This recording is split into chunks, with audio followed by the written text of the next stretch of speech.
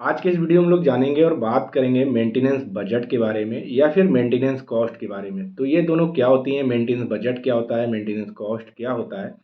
किसी भी manufacturing industries में अगर इंजीनियरिंग डिपार्टमेंट या फिर मेंटेनेंस डिपार्टमेंट में अगर जो लोग काम करते हैं उनको एक बजट बनाना होता है या उनका जो एक बजट होता है मेंटेनेंस बजट,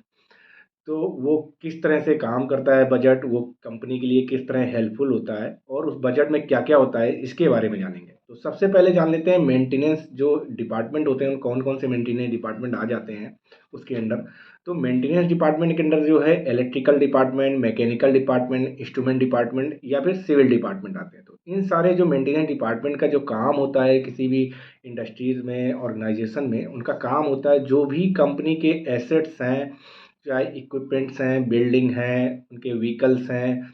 या फिर मशीनरी हैं, उनको क्या करना है, उनको करंट कंडीशन को मेंटेन करके रखना है या फिर उनमें रिपेयर एंड मेंटेनेंस में जितनी भी कॉस्ट आती है, किसी भी तरीके की वो कॉस्ट आती है, वो सारी की सारी जो कॉस्ट लगने वाली होती है, वो सारी की सारी आ जाती है हमारी मेंटेनेंस कॉस्ट में या फिर मेंटेनेंस बजट में इंक्लूड हो जाती है। अब ये कॉस्ट किस तरह की हो सकती है, जो कि सारी कॉस्ट अलग-अलग कॉस्ट मिलके बजट के में कन्वर्ट होती जाके। तो इसमें हमारे आ जाते हैं लेबर चार्जेज़ हो जाते हैं हमारे, जो भी किसी भी तरीके के अगर मेंटेनेंस में थर्ड पार्टी से आउटसोर्सिंग करके अगर हम अपने मशीनरी को, किसी व्हीकल को या फिर बिल्डिंग को हम रिपेयर कराते हैं, मेंटेन करते हैं, उसकी करंट कंडीशन को रिस्टोर करके रखते हैं या करंट कंडीशन को मेंटेन करके रखते हैं, जो कि उसकी अपनी जो एक्चुअल कंडीशन है जिस पे 100% परफॉर्मेंस दे सकती है। तो उस कंडीशन को मेंटेन करने में वो चाहे प्रिवेंटिव मेंटेनेंस के थ्रू हो, करेक्टिव मेंटेनेंस के थ्रू हो, कंडीशन मेंटेनेंस के थ्रू हो या फिर ब्रेकडाउन मेंटेनेंस के थ्रू हो। ये सारी चीज़ें जब वहाँ पे अप्लाई करके और उस मशीन को, एसेट को, इक्विपमेंट को या बिल्डिंग को मेंटेन करते हैं, तो वहाँ पे जो भी कॉस्ट लगती है वो उसमें कहीं पे कॉस्ट लगने वाली है आपकी लेबर की, जो भी लेबर वहाँ लगने वाली होगी, वर्कर लगने वाले होंगे, जो कि आउटसोर्स करके हम काम कर रहे होंगे। बाहर से पार्टी से थर्ड पार्टी की हेल्प लेके, चाहे एएमसी के थ्रू ले रहे हों या करंट जो भी हमने वहाँ पे किसी भी इमरजेंसी सिचुएशन में उनको हायर किया हुआ है, तो वहाँ पे अगर वो जो भी कॉस्ट उनकी आती है वो आ जाती है। जो भी वहाँ पर उस रिपेयर एंड मेंटेनेंस में जो भी पार्ट रिप्लेसमेंट हुए होते हैं, जो भी नई चीज़ लगी हुई होती है, चाहे वो पेंट लगा हो, चाहे इलेक्ट्रिकल डिपार्टमेंट में कोई भी पैनल्स में चेंजेस हुए हैं, कॉन्टैक्टर, रिलेज़, एमसीबीज़, ब्रेकर, केबल्स, किसी भी तरीके की जो चेंजेस हैं, मैकेनिकल डिपार्टमेंट में हो सकते हैं, बेल्ट्स, गियर बॉक्स या ऑयल चेंजेस हैं। इस तरह की चीज़ें, जितनी भी चीज़ें हैं, कोई भी मेटल के पार्ट्स हैं, कहीं पर किसी भी मशीन का कोई पार्ट्स हैं, वो सारी की सारी चीज़ें जब रिप्लेस करने में, उनको चेंज करने में, जो भी मटेरियल, जितना भी मटेरियल लग रहा है, वो सारी की सारी जो कॉस्ट आती है, वो सारी की सारी आ जाती है मेंटेनेंस बजट में। तो अब हम जान लेते हैं कि मेंटेनेंस बजट में क्या-क्या कॉस्ट इंक्लूड होती है। तो सबसे पहले लेबर चार्जेस है, जो आउटसोर्सिंग के थ्रू आ जाती है, वो इंक्लूड होती है। दूसरी एनर्जी चार्जेस हैं या बिल्स हैं, जितने भी जैसे इलेक्ट्रिसिटी चार्जेस हैं, वो सारे के सारे आपके उसमें लगने वाले हैं। ये सारे के सारे किसी की तरह की एमसीज़ ले रखी हैं कंपनी ने, अपने जो भी मैन्युफैक्चरिंग इंडस्ट्रीज़ के अंदर जो मशीन्स को मेंटेन करने के लिए एमसीज़ जो कि रहती हैं, कॉन्ट्रैक्ट रहते हैं, एमसीज़ के कॉन्ट्रैक्ट रहते हैं, उनको मेंटेन करने के लिए उनके सारे चार्जेस उसमें इंक्लूड रहते हैं। चाहे वो एयर कंडीशनर के हों, चिलर्स के हों, कंप्रेसर के हो सकते हैं, आपके होइस्ट के हो सकते हैं, क्रेन के हो सकते हैं, इस तरह की चीज़ों के, डीजल जनरेटर के हो सकते हैं, आपके व्हीकल्स हो सकते हैं, उनके जो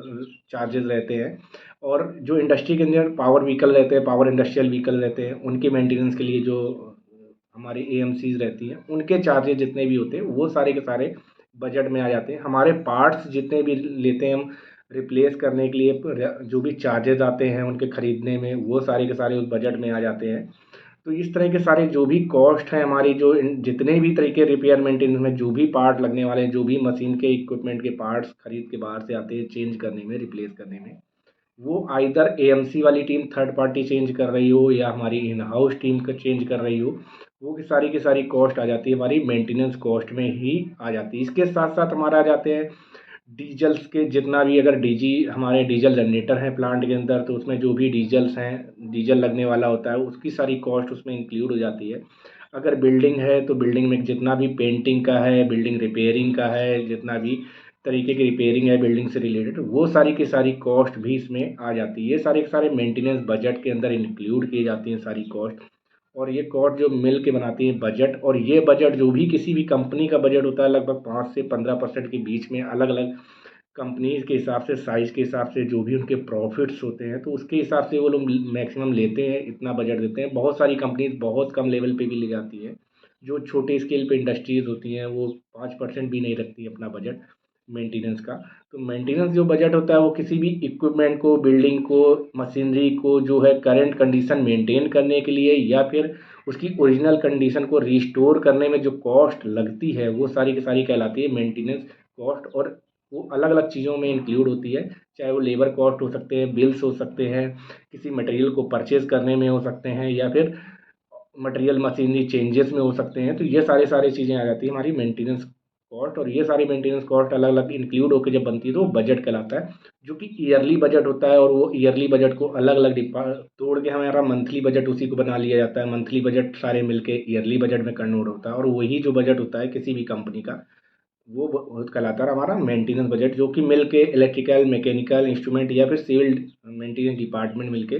उसको यूज़ करते हैं। और सबका अलग अलग बजट भी हो सकता है वो, और एक कॉमन बजट भी होता है। ये सारा मेंटेनेंस बजट के अंदर ये सारे कॉमन बजट आ जाएंगे। बट एज अ डिपार्टमेंट जब देखेंगे तो इलेक्ट्रिकल डिपार्टमेंट का अलग बजट होगा, मैकेनिकल डिपार्टमेंट का, मेंटेनेंस डिपार्टमेंट का अलग होगा, इंस्ट्रूमेंट डिपार्टमेंट का मेंटेनेंस बजट अलग होगा, और सिविल डिपार्टमेंट का मेंटेनेंस जो बजट होगा वो अलग होगा। तो ये थी आज इन्फॉर्मेशन मेंटेनेंस बजट के बारे में। तो इसके बारे में अगर आपको जानकारी अच्छी लगी तो वीडियो को लाइक करना ना भूलें, शेयर करना ना भूलें, और चैनल पर नए हैं तो चैनल को सब्सक्राइब करके रखें ताकि आने वाली वीडियोज़ आप तक सबसे पहले पहुँचे।